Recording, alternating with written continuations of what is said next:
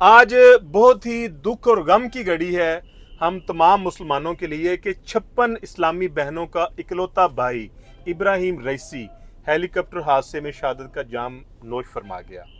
अल्लाह ताला आखिरत की मंज़िलें आसान फरमाए इब्राहिम साहब की, और अल्लाह ताला सब्र जमील अता फरमाए ईरान की अवाम को और उन तमाम मुसलमानों को जो ये समझते थे कि इब्राहिम रईसी एक मर्द मुजाहिद, एक अच्छा लीडर है।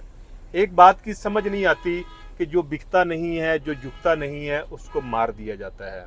आपने कभी सुना है कि आज तक कभी किसी गद्दार का हेलीकॉप्टर क्रैश हुआ?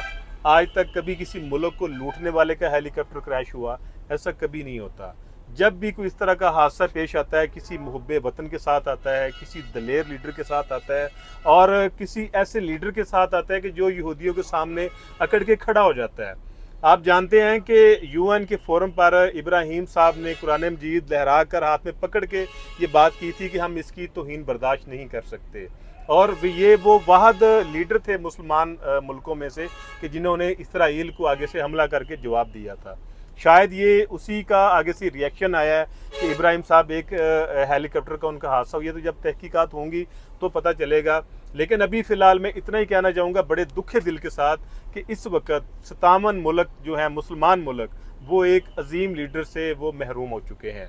और इब्राहिम साहब ने कुछ दिन पहले पाकिस्तान का भी दौरा किया था और उन्होंने ये अपनी ख्वाहिश का एक इजहार किया था कि मैं पाकिस्तानी अवाम के साथ एक इज्तिमा में खिताब करना चाहता था, लेकिन ये कुछ वजूहात की बिना पर मुमकिन ना हो सका।